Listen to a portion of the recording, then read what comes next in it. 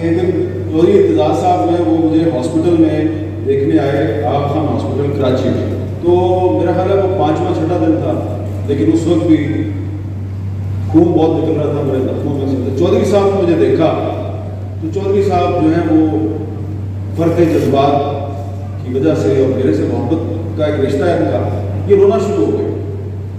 اب یہ میرے سرانے بیٹھ کے روئے جا رہے ہیں. میں اتنے دن سے رویا نہیں تھا، تو میں بھی چودھری صاحب کو دیکھ کے میں نے بھی رونا شروع کر دیا. تو جب چودھری صاحب چلے گئے تو ڈاکٹر آیا. ڈاکٹر نے کہا یار آپ 5-6 دن نہیں روئے، تو اب آپ کیوں روئے؟ میں نے کہا کہ وہ چودھری صاحب رو رہے تھے تو میں اس لیے رو رہا تھا کہ چودھری صاحب رو پڑے، تو باقی تکلیف کی وجہ سے میں نہیں رویا. آپ نے ڈاکٹر صاحب قومی مفاد کا ذکر کیا، میں قومی مفاد کو نہیں مانتا. آپ نے کہا کہ ذاتی مفاد کو قومی مفاد میں ترجیح نہ دیں. قومی مفاد کوئی چیز ہے ہی نہیں ہے. اصل چیز ہوتی ہے پبلک انٹرسٹ، عوامی مفاد ہے اصل چیز. قومی مفاد کے نام پہ آپ کوئی بھی جھوٹی کہانی کر سکتے ہیں، جیسا کہ آج کل بھی آپ کو بہت سی کہانیاں سنائی جاتی ہیں، ٹھیک ہے. تو عوامی مفاد کے نام پہ آپ جھوٹ نہیں بول سکتے، کیونکہ یہاں پہ دو بہت بڑے کانسٹیٹیوشنل ایکسپرٹ بیٹھے ہوئے ہیں. تو جو 184(3) ہے کانسٹیٹیوشن کا ایک آرٹیکل ہے، تو اس میں بھی پبلک انٹرسٹ کا ذکر ہے، عوامی مفاد کا ذکر ہے. تو عوام ہوں گے تو قوم بنے گی نا. جب عوام ہوں گے تو قوم بنے گی. یہاں پہ کہتے ہیں کہ قومی مفاد پہلے ہے اور عوام بعد میں. ہم یہ سمجھتے ہیں کہ پہلے عوام ہے اور پھر قومی مفاد ہے. تو عوام کا مفاد ہے پھر قومی مفاد ہے. اس وقت پاکستان میں جو لوگ موجود ہیں، جس میں سے بہت سے لوگ اس وقت آپ کو اسٹیج پہ بیٹھے ہوئے نظر آ رہے ہیں، یہ بھی پاکستان سے باہر جا سکتے تھے. ان کو بھی بڑے مواقع ملے.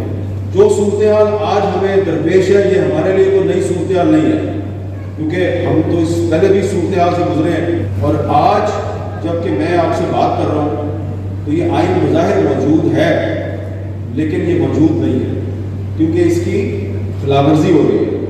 تو میری نظر میں جب سے 2 صوبائی حکومتیں توڑی گئی اور 90 دن کے اندر الیکشن نہیں ہوا، تو یہ بہت بڑی وائلیشن ہے کہ 90 دن کے اندر الیکشن نہیں ہوا، اور یہ آئین کی بہت بڑی خلاف ورزی ہے. اس لیے میں سمجھتا ہوں کہ یہ آئین ایک طرح سے ہے بھی ہے اور نہیں بھی ہے. پاکستان میں جمہوریت ہے بھی ہے اور نہیں بھی ہے.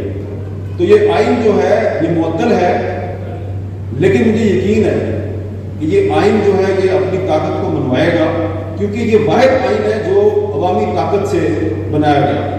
تو یہ اپنی ہیڈرک مکمل کر چکا ہے. 3 دفعہ بحال ہوا ہے اور اب 4تھی دفعہ پھر معطل ہے. یہ دوبارہ بحال ہوگا، اور جب تک یہ آئین بحال نہیں ہوتا تو ہماری جدوجہد جاری رہے گی. لیکن اس کی بحالی کے لیے صرف میں نے اور آپ نے آواز نہیں اٹھانی. یہ آئین جو ہے یہ بار بار معطل کیوں ہوتا ہے؟ کیونکہ پارلیمنٹ کمزور ہے، کیونکہ جوڈیشری جو ہے وہ اس کا ایک پولیٹیکل ایجنڈا ہے. تو اس لیے ہمیں جو نظریہ ضرورت ہے اس سے جان چھڑانی ہے. تو پارلیمنٹ کو بھی اپنا کردار ادا کرنا ہے، جوڈیشری کو بھی کردار ادا کرنا ہے. جب پارلیمنٹ اور جوڈیشری کردار ادا کرے گی تو اس کے بعد پھر جو میڈیا ہے وہ بھی کوئی کردار ادا کر سکتا ہے. اس وقت تو صورتحال یہ ہے کہ جو مشرف کے دور میں پابندیاں تھیں وہ آج بھی ہمیں نظر آ رہی ہیں، جو ضیاء الحق کے دور میں پابندیاں تھیں وہ ہمیں آج بھی نظر آ رہی ہیں. تو جب مشرف کے دور میں پابندیاں تھیں تو اس زمانے میں لائرز موومنٹ بھی چل رہی تھی. چودھری امتیاز صاحب اس کو لیڈ کر رہے تھے اور ہم بھی ایک موومنٹ چلا رہے تھے. ہم سب پر بھی پابندیاں تھیں. تو ہر جگہ پہ میں حبیب جالب صاحب کا کہ کچھ اشعار پڑھا کرتا تھا. اب میں وہ شعر دوبارہ آپ کے سامنے پیش کر رہا ہوں، کیونکہ وہ شعر نہیں ہے، وہ حبیب جالب کی پیشین گوئی ہے. اس پیشین گوئی میں صرف ظالموں اور جابروں کا انجام آپ کو نظر نہیں آئے گا. اس پیشین گوئی میں آپ کو پاکستان کا روشن مستقبل بھی نظر آتا ہے. جالب صاحب نے کہا تھا میرے ہاتھ میں قلم ہے، میرے ذہن میں اجالا، مجھے کیا دبا سکے گا کوئی ظلمتوں کا پالا، مجھے فکر امن عالم تجھے اپنی ذات کا غم، میں طلوع ہو رہا ہوں تو غروب ہونے والا. تو اس لیے میں نے صرف لمبی گفتگو نہیں کرنی، میں نے صرف یہ کہنا ہے کہ ہمارے سامنے جو سوالات رکھے گئے ہیں یہ سوالات بھی ہمارے لیے نئے نہیں ہیں، لیکن کیونکہ آپ لوگ جو ہیں آپ نے نو اور نیور کے نام سے ایک موومنٹ شروع کی ہے جس پہ ہم آپ کے شکر گزار ہیں، اپریشیٹ کرتے ہیں، لیکن اس میں مایوسی کی بات نہیں ہے۔ آپ نے کہا کہ 75 سال میں اتنا جبر آپ نے پہلے نہیں دیکھا جتنا آج دیکھتے ہیں۔ میرا خیال ہے کہ جب میں جنرل ضیاء الحق کے زمانے میں صحافت میں آیا تھا تو اس وقت بھی ایسا ہی جبر تھا، اور اس زمانے میں ہم جن بزرگوں کے ساتھ مل کر مال روڈ پر پولیس کی لاٹھیاں کھاتے تھے، ایک دفعہ مجھے یاد ہے کہ یہ ظفر اللہ صاحب بیٹھے ہیں یہاں پہ، یہ بھی میرے ساتھ گورنمنٹ کالج میں پڑھتے تھے، اور یہ اتفاق سے مدر اللہ صاحب بھی گورنمنٹ کالج لاہور کے سابقہ طالب علم ہے، تو ہم سارے اولڈ راویین ہیں، اور چودھری صاحب اور کوزا صاحب بھی اولڈ راویین ہیں۔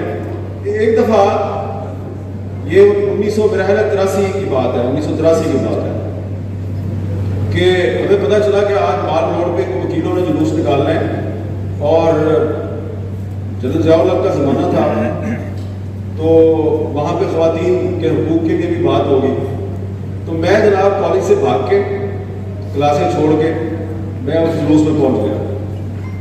جب میں نے اس جلوس میں پہنچا تو میں نے دیکھا وہ میرے والد صاحب ادھر پہنچے ہوئے ہیں، جو یونیورسٹی کے پروفیسر ہیں، تو میں نے دل میں سوچا یار یہ بندہ یونیورسٹی کا استاد ہے، اس کا کیا کام ہے اس مظاہرے میں؟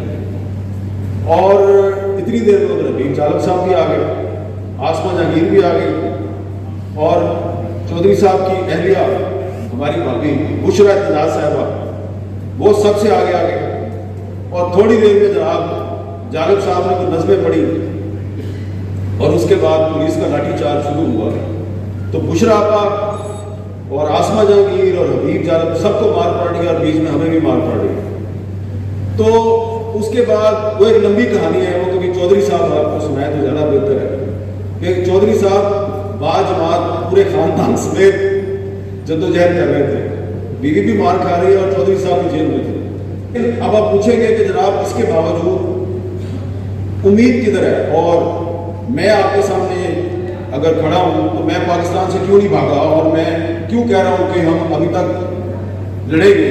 اس کی وجہ بڑی سمپل ہے کہ 1956 کا آئین ٹوٹا، واپس نہیں آیا۔ 1962 کا جو صدارتی آئین تھا وہ خود ہی آئین بنانے والے نے توڑ دیا، واپس نہیں آیا۔ یہ جو 1973 کا کانسٹیٹیوشن ہے یہ بار بار واپس آتا ہے۔ اس کو 1977 میں جنرل ضیاء الحق نے توڑا، اور پھر وہ مجبور ہوا کہ الیکشن کروائے، اور پھر ایک غیر جماعتی اسمبلی اس نے اس آئین کو پورا بحال نہیں کیا لیکن بحال تو کیا۔